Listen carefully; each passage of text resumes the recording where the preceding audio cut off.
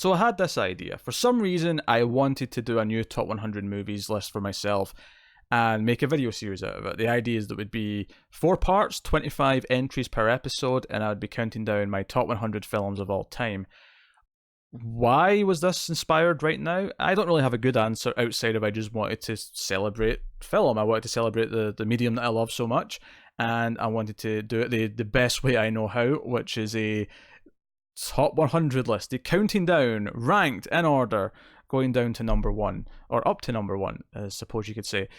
So the fun thing here, though, that I'm adding on to this is that I want you guys to also submit your own lists. Not a full top 100, but the idea is that anyone who wants to in the Mail Fuzz TV community can submit their own top 50 movies of all time. And their entries will be given points based on the ranking. So your movie at number 1 will get X amount of points, number 2 will get Y amount of points, and so on and so on. And there'll be a results show. I'll take all of the lists that are entered, accumulate all the data, and see what the Mail Fuzz TV community's top 100 is. So the results will be 100 movies, but each one of you, if you want to submit, will only be submitting 50 movies each. And you can do that on our new email, which is for questions and things like that, which is mftvquestions@gmail.com. Just put in the subject bar, top 100 movies, and make sure you put your name on the list. So yeah, we're going to do that. The deadline for the list is the end of the month. It is the end of August 2019, and the results show will be sometime in September.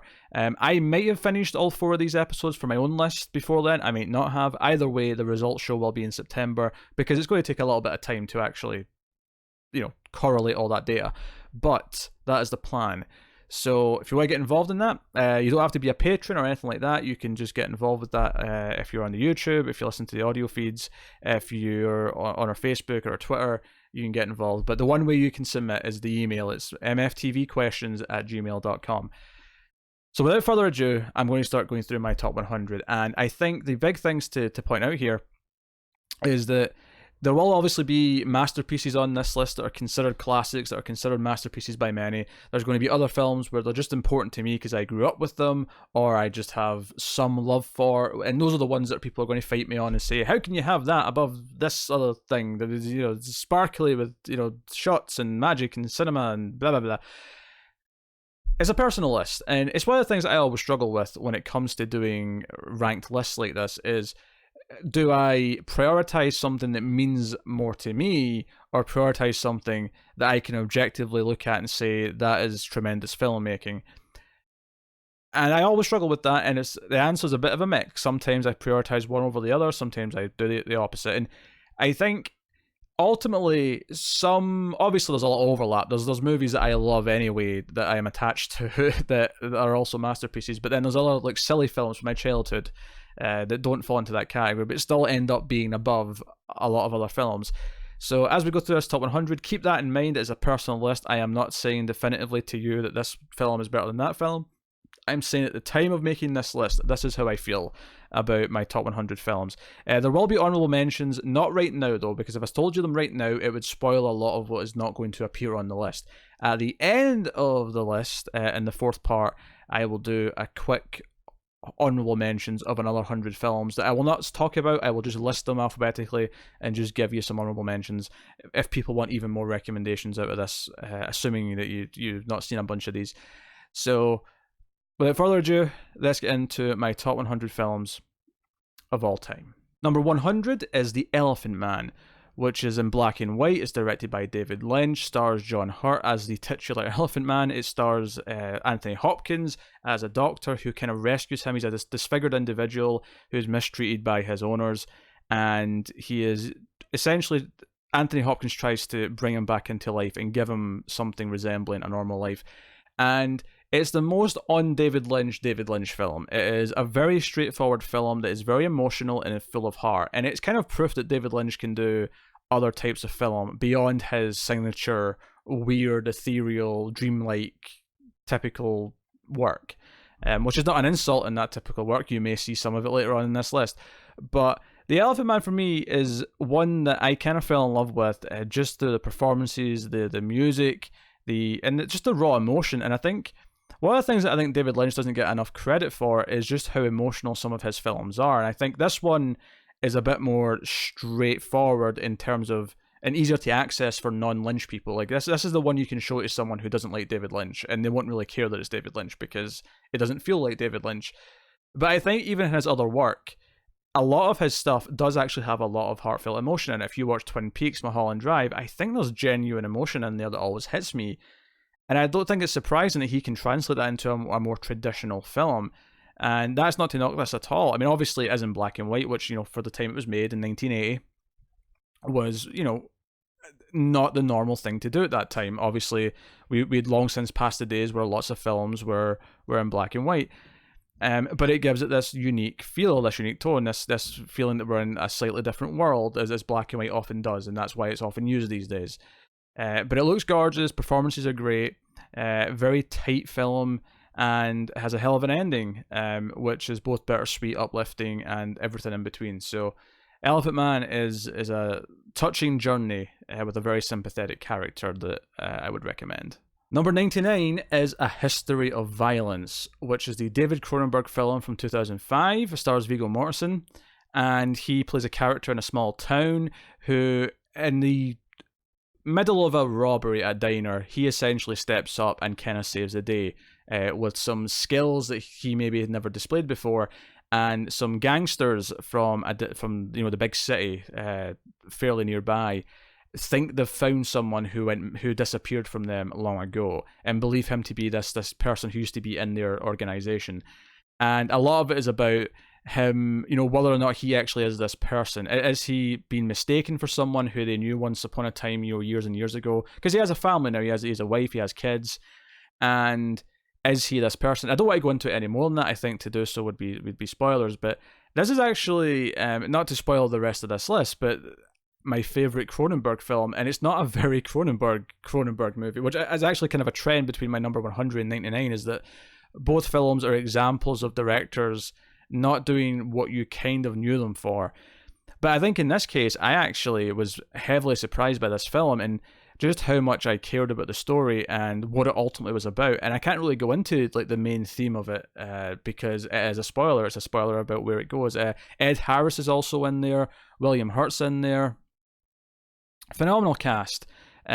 All kind of playing off each other very well. And this idea of, is there someone dangerous hiding in our suburban, like haven, as it were?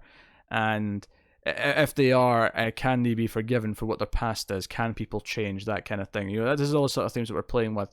And I've seen this film a few times now, and every time I've watched it, I've actually ended up liking it more because it's such a strong, tight narrative. And obviously the cinematography is very well done. The violence is very visceral, and it feels brutal when it does pop up. And the title is actually a really neat play in words. Given when I first read the title, I read it one way, and then once I saw the movie, I went, "Oh no, that's how it's meant to be read," and it made more sense to me. So I highly recommend A History of Violence by David Cronenberg. Number 98 was The Truman Show, which stars Jim Carrey as a man who realizes that he is living inside a TV show in a fake world, a big dome with fake streets, and all the other people in his life are played by actors, and is very, prophetic. Prophetic. What is that a word? It predicts a lot of where reality TV would go, and then this like cynical, satirical idea of the TV network owning a person, and him sort of coming into his own and realizing who he is, and that he has his own value. It's very uplifting, actually, as a story. It's one that when I saw it for the first time when I was like 9 or whatever, I didn't like because I was expecting a Jim Carrey comedy at that age, and I wasn't into it. But over my teen years and then getting into adulthood, watching it again, I really fell in love with it because the human story is so real, and Jim Carrey's actually quite good in roles like this. I love seeing him in this type of film. There's some other examples of that which may or may not show up on the list, but now you get Ed Harris in there as well, so that's 2 in a row for Mr. Harris. He should feel honoured, of course. But yeah, so Truman Show I highly recommend. I think it's a very human story that, if I remember correctly, I think Scully from Brooklyn Nine-Nine's also in this. I think he's one of the people who we cut to who's watching the show throughout the movie. We cut to like viewers watching the TV show.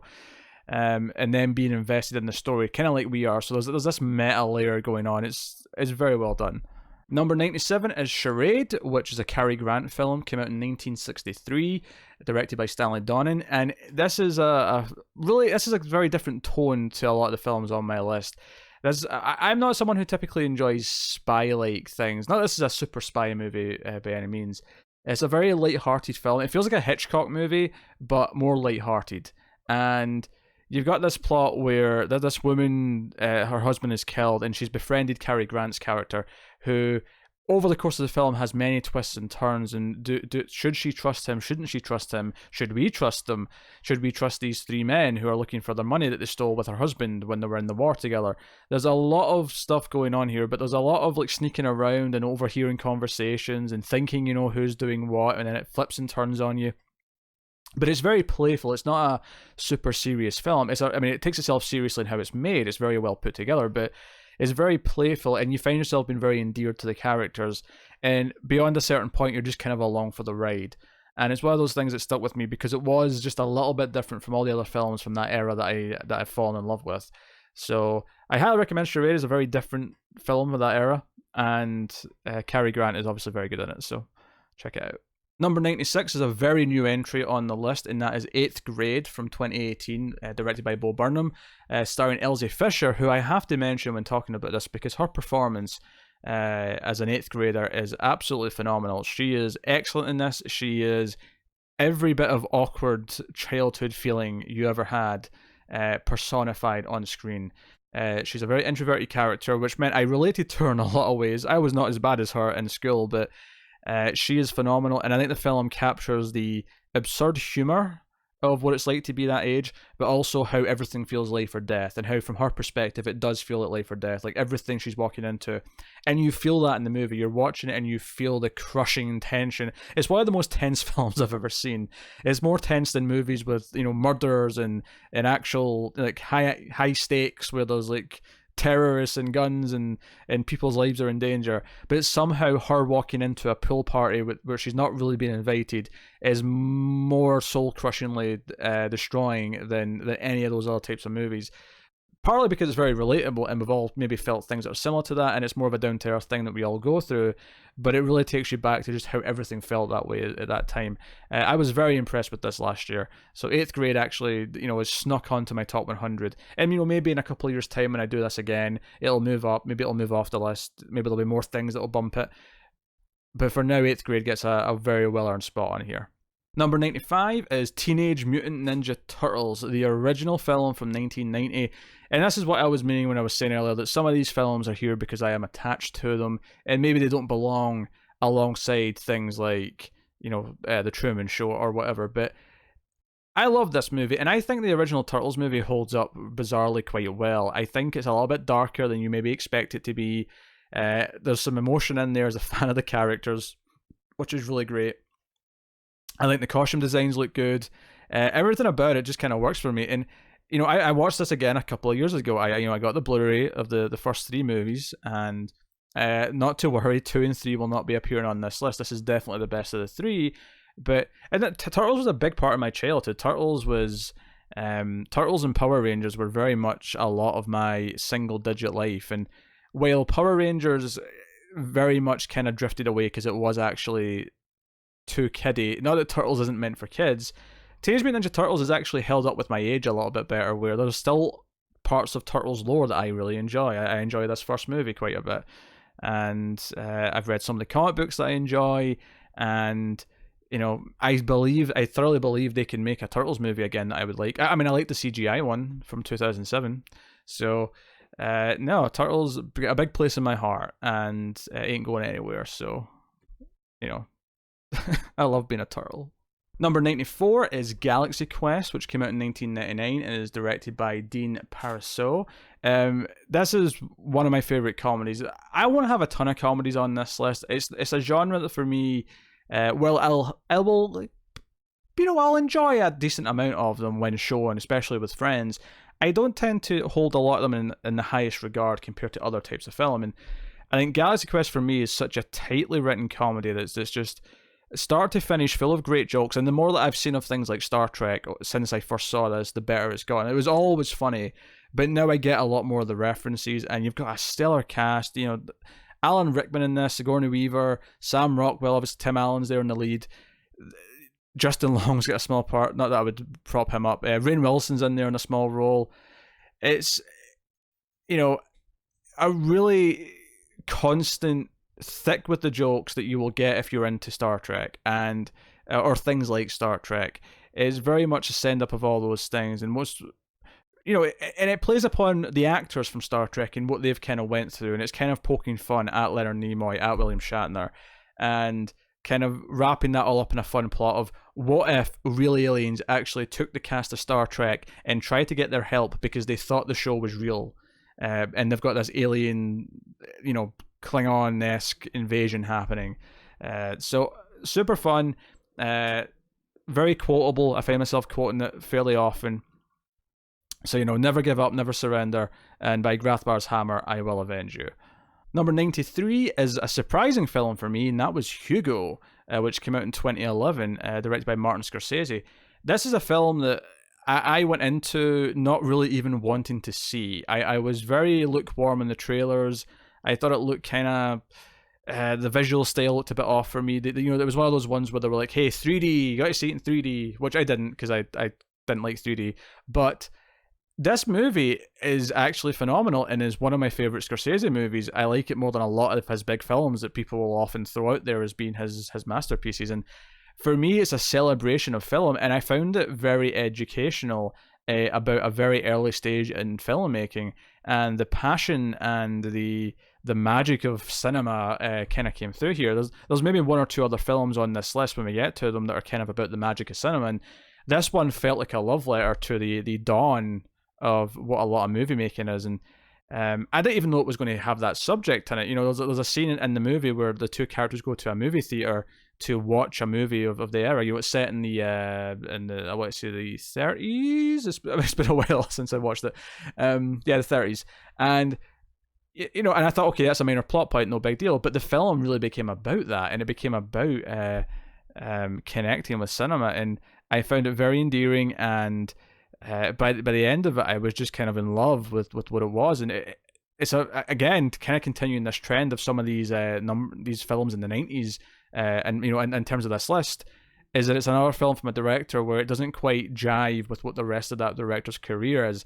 It's the director stepping outside their comfort zone and making something very different. And Hugo really surprised me. I it's one of those films where every so often you get one of those gems where you don't really expect yourself to like the film, and you come out of it just feeling like on a high. You're like, yes, that was just full of love and passion, and I felt it the entire time.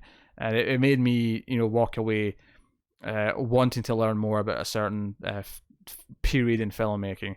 So I highly recommend Hugo, especially if you love cinema. Number 92 is Her from 2013. This is the Spike Jonze film starring Joaquin Phoenix. Scarlett Johansson, of course, is the voice of the titular Her, if you want to call it that, where he falls in love with an operating system who is just a computer voice on his phone. And that's what the film is. And again, it's one of these things where I like to look at this. It felt quirky enough and felt touching enough from the trailer that I was expecting to like it, but the film very much is this, you know, this story of unconventional romance, of unconventional love, and how that can take form in many different ways. And there's definitely a lot of allegories in there about, you know, that you can relate to real relationships between the two characters and how they depend upon one another, and how they, you know, maybe they grow apart over the course of the film, or grow beyond each other, and that kind of thing. And, you know, is this romance real because of where it came from, or does it not matter? Is it real just because it makes them feel this way? And if she's smart enough to also feel it, then is it just as real as it has to be? A lot of interesting questions, and obviously some Black Mirror elements of like, okay, this is where technology could be going, and this is where we might end up at some point in the future. But that's a great performance from Phoenix. And again, it's one of those films where I feel the heartstrings being tugged, and it's a very affectionate film and very gentle film in that it doesn't just try and go for the gut punch. There are gut punches for sure, but it doesn't just try and do them to be mean or try and do them to build a shocking narrative out of it. Everything feels like it's natural, like this is the story of a relationship from beginning to end, and it's very touching. So no, I recommend her a lot. Number 91 is TROU, which translates as The Hole. This is from 1960, directed by Jacques Becker, which is a French film. It's the first French film I believe I've had in this list. And this is actually a prison movie, which is not a genre that I would typically say, hey, I really like prison movies. But this film is fantastic. It's about a prison break. It's about a group of prisoners who all bunk together. They get one new guy in at the start who's kind of the newbie, and there's like 5 of them, I think. And they are planning this escape, and it's about the slow plan and execution of all the steps they need to take. And it is a phenomenal character movie because all the characters are really well defined and you get to know them over the course of the journey. But it's also just wonderfully suspenseful. There's moments where they're sneaking around the prison when they're supposed to be in their cells and things like that, and the little tricks they're doing to try and not be caught.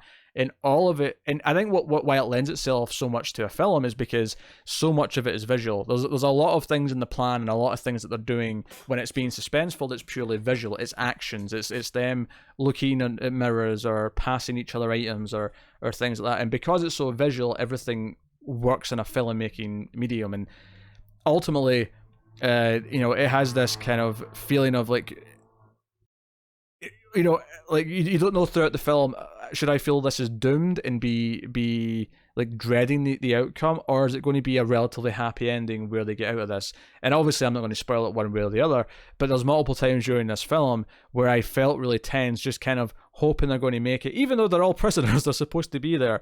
But a good piece of filmmaking will find things in the characters for you to relate to and for you to attach to, and this does that very well. This was a very easy watch for me. It goes in so well. It's so well paced. I can't recommend it enough. Number 90 is The Invisible Man, which of course is the original Universal Monsters era of filmmaking, 1933, with James Whale directing. And this is, it's a horror comedy. It's a sci-fi comedy, if you want to call it that, where the character, the invisible, or sorry, the psychotic scientist, the mad scientist, makes himself invisible and essentially goes mad. And this film, I this is probably my favorite of the Universal Monsters, just because it's so much fun and it's just so playful with the character. And I think it's always impressive to me when a movie from a completely different era, one that I have not grown up with in at all, or just after even. Whenever I watch a film that makes me laugh from anything before the 70s, like if I watch a film from the 60s, the 30s, 40s, whatever, I feel like I'm always more impressed when the comedy carries over and still works just as well today. And I think this does. And there's just fun with other characters figuring it out. And his laugh is so great. His laugh is infectious. I think Claude Rains is like the most perfectly cast person in this movie. It's phenomenal. Such a blast. Number 89 is The Good, the Bad, and the Ugly, which of course is Sergio Leone's Western, the third in the Man with No Name trilogy, or the Dollars trilogy as it's sometimes referred to. Is a long Western, and Western's a genre that I wouldn't say I love the Western genre, or at least I used to say that until I discovered films like Sergio Leone's and some others. And this film is just a gauntlet of 3 characters racing each other to try and find some loot, essentially. And it's them playing tricks on each other, it's them having standoffs, it's full of, the music, of course, is legendary. All these, the triple standoff towards the end of the film, iconic. And it's just, it's really tough for me because I actually love all 3 of these movies quite a bit. And I think I actually juggle which one I prefer pretty much on the regular, depending on my mood, because I think all 3 of them are great. And of course the first one is based on Yojimbo, well worth mentioning because I love Kurosawa too. But no, I mean obviously you've got these iconic actors. I mean I always remember being a little confused because there's like some actors, Lee Van Cleef for example in this, who he was in for a few dollars more, and I was very confused the first time I watched this as if he was meant to be the same character or not. It didn't make much sense to me. I don't think he is. I think it's just you know, there's not really any continuity between the films, but I had been led astray with just people referring to it as a trilogy, so I always assumed that there was more, you know, some loose connections between them, and that they were the same character in each one. But no, stylish as hell, super slick. Might not be my favorite Leon film, and that's something we can get to in a little bit. But Good, the Bad, and the Ugly is very iconic for a reason, and I could list numerous more, but we'll leave it at that. Number 88 is Dawn of the Planet of the Apes, another relatively recent entry. This trilogy is insane to me. The Apes films came back and were so good. And all three of them are excellent movies, but Dawn for me is the one that stands on top of the mountain, as it were. Dawn is such a great character study of tribalism and how systems break down, and how, you know, trust can be achieved between two factions and then break down. And it's a great film where you're rooting for both sides. You're legitimately rooting for both the apes and the humans. And the fascinating thing is how those people, you know, there's characters on the ape side, there's characters on the human side who both are kind of the villains, who kind of ruin the attempt to make civilization work.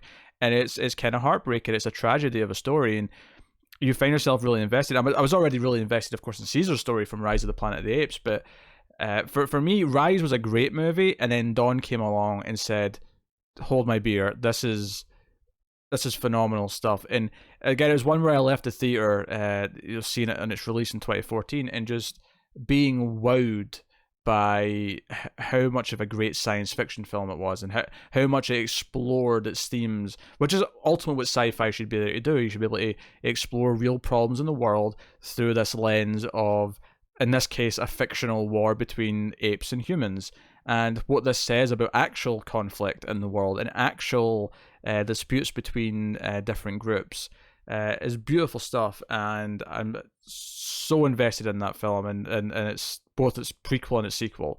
It's so good. Number 87 is Persona, which is Ingmar Bergman's film, of course, from 1966. This is a film where a young nurse goes to take care of an actress, an aging actress. Well, not that old, but an actress who's needing care. And the film is ultimately those two characters spending time together in this beach house, essentially, and they bond, they grow, and we learn a lot about both characters through their conversation. And there's all sorts of little like surreal elements to this film and symbolic elements, you know, and they're kind of sprinkled throughout, and sort of hints that characters may be one thing or another. And it's a film that's really hard to sort of just like pitch and describe without going into where it ultimately goes. And all I will say is that it is definitely a character film. It is a film where it explores its characters and really gets to the meat of what makes them tick. The main nurse character in particular, and kind of what's driven her to this place, why is she doing this, and, you know, what sins of her past, if you will, are eating at her. So really good. And there's definitely some meta elements. There's definitely some things that you don't see coming. There's definitely a moment in the final scene where it made me go, wait, what? What just happened? And then, you know, you end up going down a rabbit hole of being on the internet and like looking into what people are theorizing about what everything means and all that. It's definitely one of those films. But as always with Bergman, the film is beautiful. It's shot wonderfully. Great black and white imagery, and performances from the two leads, who are essentially the only two characters in the whole movie. Is very engaging, and it's one of those things where, yes, if you like, you have to be a fan of your art house films that are just two people talking the whole time, but it's super engaging if you are into that. So don't come here if you're looking for explosions and whatnot. But for me, this is actually one of Bergman's best films, and I would kind of stick it up there because it's made me ponder the most. And as with all of Bergman's films, I like it more the more I think about it, and no doubt will like it even more the more I see it, because I'll be able to analyze it more and think about it more, and so on and so on. Number 86 is First Blood, which, you know, might actually sound shocking to some people if you've not actually seen First Blood. You're thinking, what, the Rambo movie? You're putting a Rambo movie on your top 100? Here's the thing. First Blood is actually a really good movie, and it's not like the sequels, and I enjoy the sequels, like to varying degrees, but First Blood is actually a film about PTSD and about the effects of the Vietnam War and what that did to the people who came back. And you know, like, there's action in the movie, but it's not really as much of an action movie as you think it is. You know, like, there's no villain in the, not in the traditional sense. There's no real villain in the movie. It's not like, you know, Rambo 2 or 4 or whatever, where there's a big bad guy who's doing awful things, where you want to see Rambo, you know, tear him apart by the end of the film. It's not like that at all. It's a story about him being harassed by police because he looks suspicious or whatever, and he ends up fighting back and running into the forest, and it becomes this kind of movie about the police hunting down Rambo because he's dangerous. Rambo essentially is the villain in the movie, but it's this beautiful story about what he's went through and why he's kind of snapped.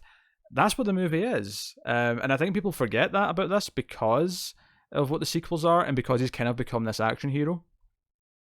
And I enjoy that stuff, but this film's actually very impressive, and Stallone does a great job. There's a lot of traps, there's a lot of things like that.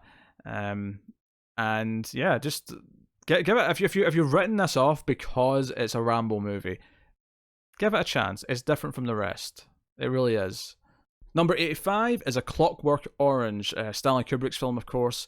This is another hard one to kind of define in a simple blurb, but it's in a version of the future, kind of, and we deal with the Droogs, this gang of 4 who are absolutely despicable human beings, led by Malcolm McDowell, who's the main character. And ultimately, the film follows their escapades and then McDowell's eventual capture, and kind of how they try and rehabilitate him, to use that word very loosely. And it's a movie with, again, very surreal visuals. There's, you know, that great shot at the start where the 4 of them are coming down the tunnel, and things like that. It's got this manic kind of psychotic nature to it, where you really get the sense of the insanity that society has crumbled to. And again, it's a lot of satire in here, lots of uncomfortable scenes that really get you inside the craziness of the core main characters. You feel like you're in kind of a weird trip the entire time, being inside the mind of Malcolm McDowell. And of course, there's always the famous moments with in the chair with the eyes being open and whatever. And really, I think Clockwork Orange is one of those films where it had such a reputation before I saw it that I had no idea what to expect, and I still don't think I was fully prepared for the type of film that it was and the type of characters that I would be following. And I don't think it's a ridiculous notion that Stanley Kubrick himself asked for the film to be banned in the UK for a long time, not so long after it was released. So it was kind of this taboo film for a long time. But definitely worth seeing for the excellence in filmmaking, if nothing else, but also the wonderfully absurd story that you get from it, and the characters that you kind of get to try and understand through it, if you can do such a thing. Number 84 is Night of the Living Dead, of course the original from 1968, George Romero. This is a phenomenal film, and like a lot of horror movies that show up in my lists, very low budget, kind of this can-do attitude of young filmmakers just trying to reinvent the wheel in the best possible way. And this is a film, you know, me and Tim had a great Screams After Midnight episode in this, talking about the themes and the allegories of the film and what it represented, and what the zombies represent, what the conflict in the house represents. Much like a lot of good horror and science fiction, there's a lot of societal, social commentary in how the characters react and how they function with one another. You've got a microcosm of just the people in this house and how it breaks down between them.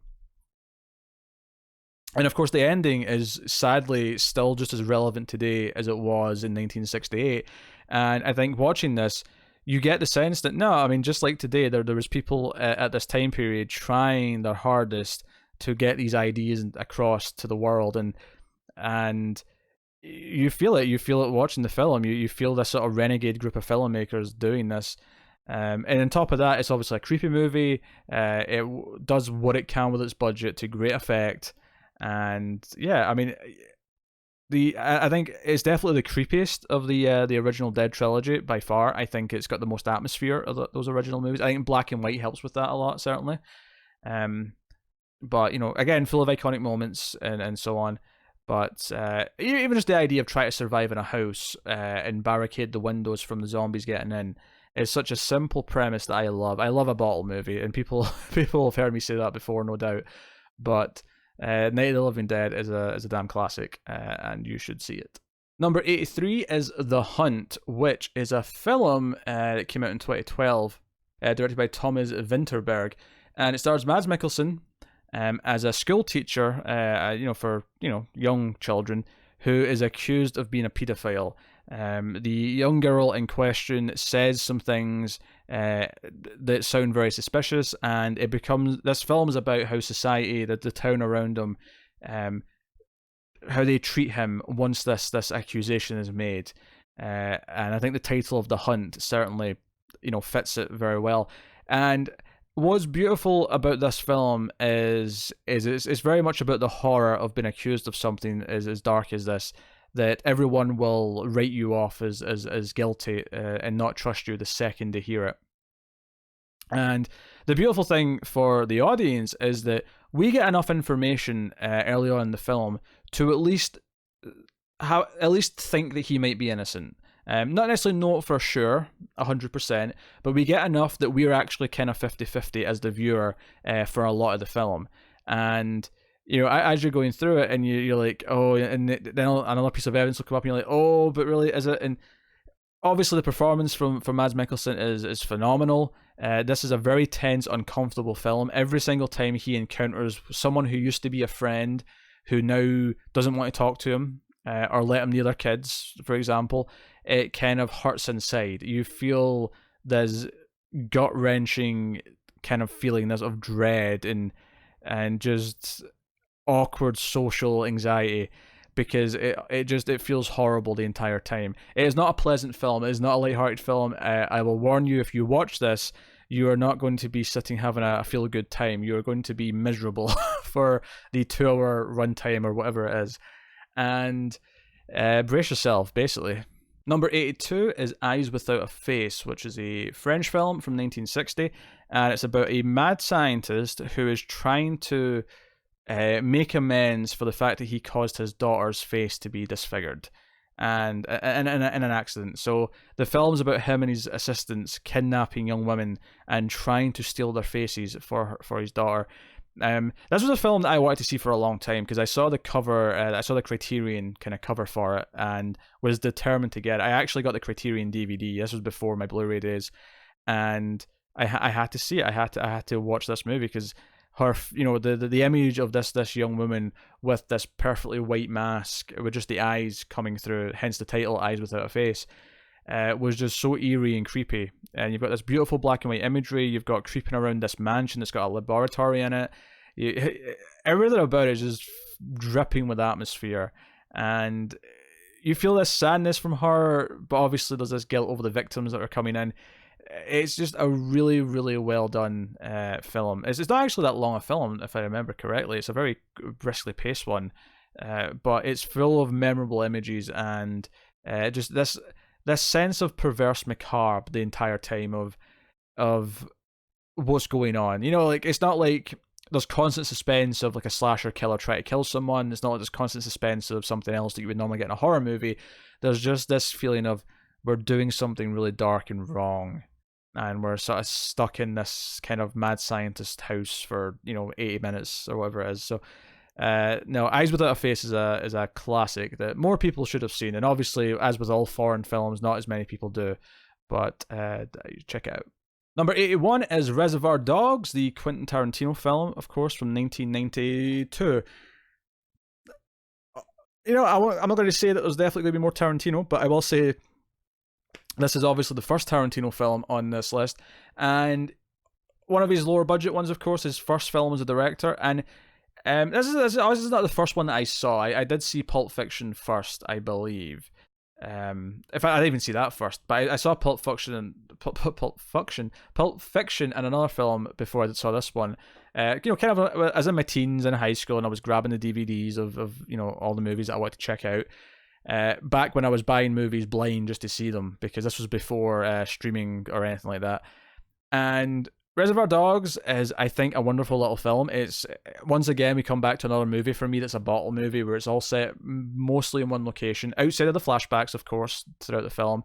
And you've got these wise-cracking characters who talk. I mean, this is Tarantino's thing, right? Is he has characters talk so well who are just spouting out dialogue back and forth like it's music, and it's beautiful. It's beautiful. Everyone remembers the opening tipping discussion in the film where Steve Buscemi, Mr. Pink, is the one guy who's like not for tipping, as everyone else tries to. And I will actually, there's a little bit of sort of cultural trivia here, is that this conversation plays very weird in other countries, because tipping culture in the US is a little bit different than everywhere else.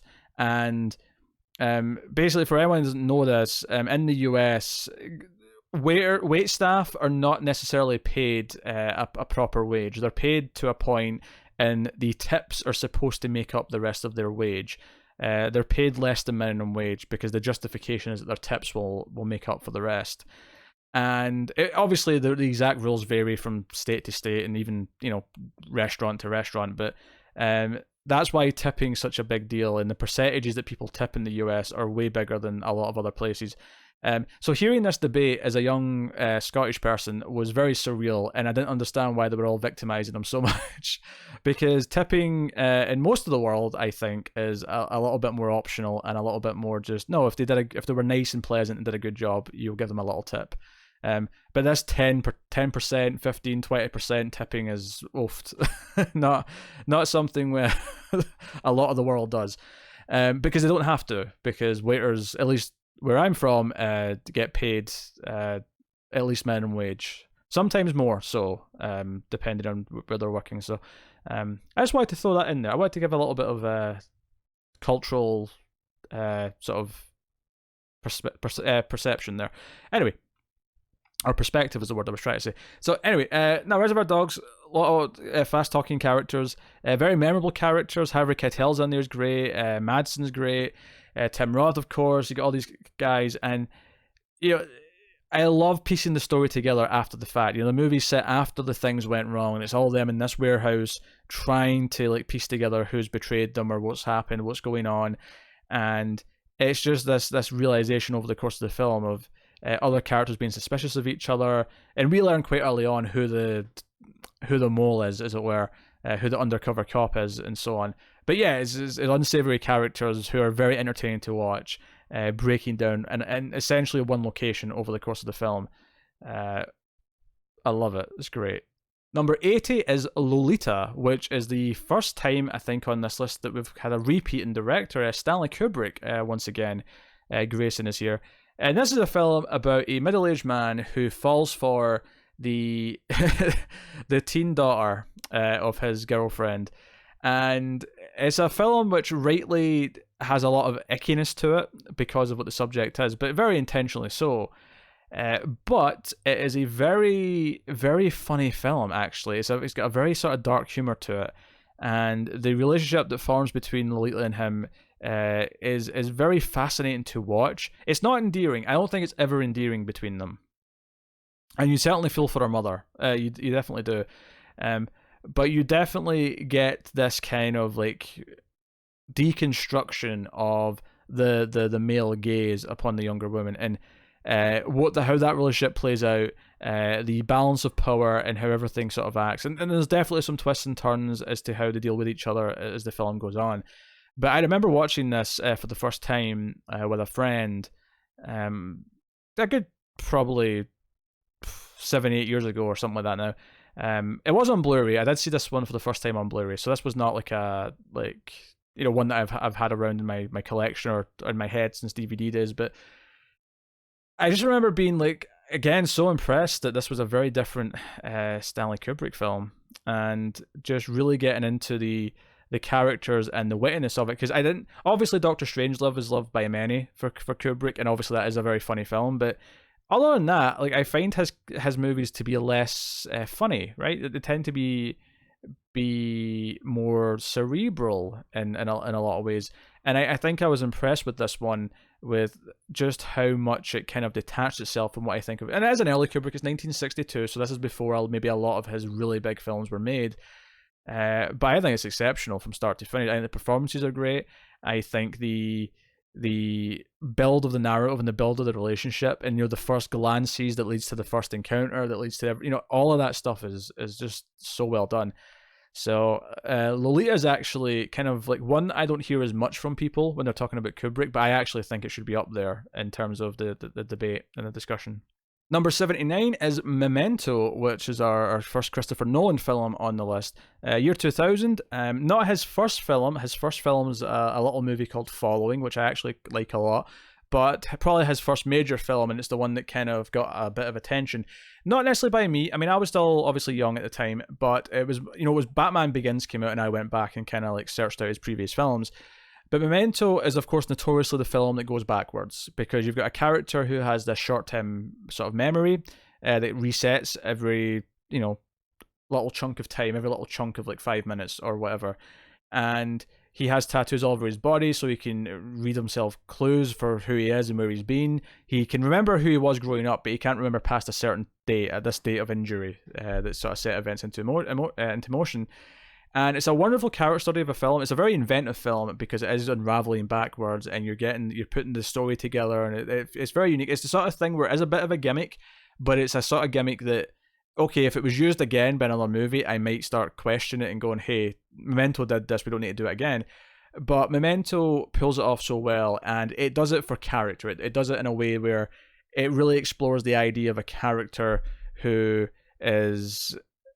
forgetting things. One of my favorite lines in this film is, I can't remember to forget you. It's such a beautiful, poignant line, but it also, and I can't really reveal what I want to hear about what it says about human nature, because it would spoil the ending, but there is some reveals later on in the film which I think add such a great layer of subtext to what the film is really about and what the character is really going through and what it represents.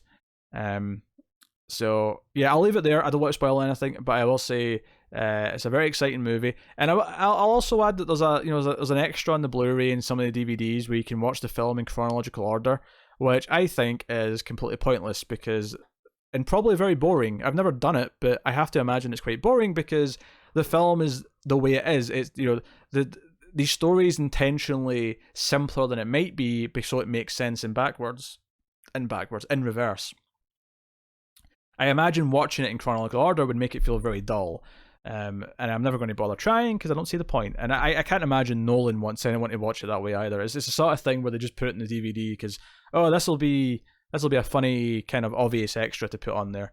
Number 78 is Mad Max Fury Road, another one of the more newer entries on the list. And talk about a movie coming out and just blowing everyone away. This was one where I thought it looked good from the trailers. Like, I was kind of pumped at the idea of it being all one big chase and looking like it was more practical effects than we've become accustomed to by 2015. And it's just an excellently well put together movie. It's a great action film. The set pieces are phenomenal. The music's great as well. Surprisingly by Junkie XL, and I say surprisingly because his contributions to the Batman v Superman score left a lot to be desired. But yeah, is this post-apocalyptic movie? The whole thing is one big chase scene. With the villains chasing our few heroes who are in one vehicle. We have this army of evil trucks and monstrous, vehicles just coming after them. And it is, I think I can sum up this movie by saying at one point there's a truck that's got a guitarist playing music with fire shooting out of the guitar neck and just a wall of amplifiers behind them. And that is on one of the cars, on one of the trucks. I think that kind of sums up the attitude of this movie, is just to go nuts out with it. And I'm actually, it's got endearing characters. It's got, Max himself, who's very quiet. He's got maybe 5 lines of dialogue in the whole movie. You've got Charlize Theron as Furiosa, who is great. And it's one of those movies that spurred up a little bit of controversy in the unsavory parts of the internet when it came out, because it was a bit more feminist than maybe some people were expecting, and they didn't like that.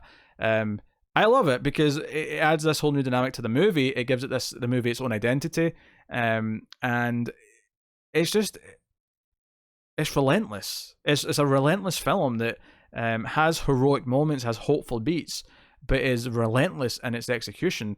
And it took so damn long to make, and it's worth every minute. And I hope the sequels that George Miller wants to do, who of course is the director, and the director of the original Mad Max movies, for the most part, he only directed half of the third one, I believe. But it's weird that he came back to this franchise after so much time and said, "Hey, we're going to do this. I want to do some new Mad Max movies." And I'll say it, I think it's the best one. I think he came in and said, "No, I can do even better than Road Warrior," which is still, I mean, I love Road Warrior. Road Warrior's a great movie. But I think Fury Road is better than it. I think it's one of the best movies, clearly, because it's on my top 100. It's one of the best movies of this decade. So there you go. Number 77 is The Matrix, which of course came out in 1999 by the Wachowskis. This is, of course, Keanu Reeves going into the Matrix, realizing that the entire world that he's been living in is a simulation and a computer to keep humans docile whilst they're used for battery power. And that is an insane concept when you say it just very quickly like that. And he is, of course, trained up because Morpheus believes he is the one. That, of course, is Lawrence Fishburne's character. Carrie-Anne Moss is in there as well as Trinity. And this was obviously known a lot at the time for being very slick in its action, for having the bullet time, for having the cool sunglasses and the black trench coat and the kung fu mixed with the gunplay and all the rest of it. And that stuff's all great, and it mostly really holds up. But you've got this great science fiction story at its core. You've got great designs, great ideas, the idea of what the real world actually looks like, the robotic monsters that I can't remember the name of that are looking, Sentinels I think they're called, coming after them. And the ship looks great. It's a real proper cyberpunk movie. And there's not enough good cyberpunk movies. The less said about the sequels, kind of the better, to be honest. But The Matrix is one that I didn't watch for a long time because the sequels kind of soured me on it. But the original movie does hold up, and it does function on its own as a standalone movie. The ending plays very well, never watching anything past it. It really does. So I would recommend, if someone you've written off The Matrix because you don't like the sequels, honestly go back and watch it again and just stop there, because it's actually very good. And great even, obviously. It's full of interesting ideas. It's got great character actors doing their bit. Joey Pantoliano's in here. Again, actually, he was just in Memento, of course, one of the films that I just brought up. So again, a lot of actor overlap between some of these. But no, it's a great battle of good versus evil and realizing one's potential. No pun intended. So Matrix holds up. It's a great cyberpunk film. And number 76, the final entry for this episode, is Gladiator by Ridley Scott from the year 2000. This is one that I actually didn't rush out to see. I assumed that I wasn't going to like it for some reason, but I was also very young. I was like 11. And when I did see it like a year or two later, I think it was on the movie channels or whatever, I was very pleasantly surprised. I will say, watch the theatrical cut. Don't bother with the extended cut that's on some of the DVDs and Blu-rays. The pacing's just thrown off. It's not worth it for the extra 15 minutes or however much it is. But this is a film about a character who is robbed of everything, his wife and his child, and he ends up fighting from slavery to being kind of the most powerful man in Rome, and that's through gladiatorial combat in the Colosseum. And you've got a great villain in this movie with Joaquin Phoenix. Russell Crowe is very good in the film as well. I think the music, the score by Hans Zimmer, is phenomenal. It's one of those discs that I had when I got the DVD and then the Blu-ray, where I would put in some key scenes to like test out my new surround sound and stuff like that, because it sounded so good with the crowd around and the brass going as he wins the fight and things like that. But ultimately, it's a really sad movie that has really only one ending, and I won't get into it, but there's only one way it can really end for him to find happiness, and it's kind of this sad turn where maybe he makes difference as he goes and hopefully inspires everyone, because that's ultimately what it's about. It's about inspiring the will of the people and there's a lot of uplifting elements in there, and it's, you know, it's up there with some of Ridley Scott's best movies, and certainly from 2000 till now is his best movie. There's a couple that I like since then. I mean, he's not been all bad since then. He's very hit and miss as a director, but Gladiator is up there where everything's just firing in all cylinders and everything clicked together. He got a good script and he went for it. Because when Ridley Scott gets a good script, he will give it visuals. Like, Ridley Scott is a fantastic visual director. Even the films that he's made that I don't like, I think visually they typically look very good, if not fantastic. But when you give him a good script and you let him make something like Gladiator, you're into gold. So there you have it. That is my first 25 films in my top 100, 100 through 76. Obviously, next time I'll be back with 75 through 51. I'll just reiterate what I said at the start of this. You can submit your own top 50 movies to us at mftvquestions@gmail.com, and they'll be giving points based on where you rank the films, and then there'll be a results show from all you guys in the Mail Fuzz TV community sometime in September. That is the plan. So please do start thinking about your list, and take all the time you need. Just have it in by the end of August 2019, and we'll have a results show. Other than that, though, thank you very much for sitting through this. Hopefully you've got some recommendations, you've enjoyed maybe some of my thoughts, maybe some surprises and what's here or not. Probably more surprises to come, hopefully. But you can, of course, show your support by going over to patreon.com/MailedFuzzTV, where you can support us on the channel and everything we do, podcast-wise, for as little as $1 per month, and you can get some bonuses, exclusives, and some stuff early. So go and check that out and see if you want to. It helps us keep the content coming, helps feed my cats, and so on and so on. So go have a look. It'll get us on Twitter at mailed_fuzz for channel updates. You can get me on Twitter specifically at Wibble89. And you can, of course, as I said, the email address is mftvquestions@gmail.com to send in your list, or indeed any questions you have for other shows or this show or whatever. Just put in the subject header what your question's about, what show it is pertaining to, and we'll see it basically and possibly answer it depending on what it is. So thank you very much. Like, subscribe, all the usual things. All of that does help. But thank you once again for watching. I always appreciate it. Keep watching movies, guys. And if you can get it, it's always nice to have diplomatic immunity.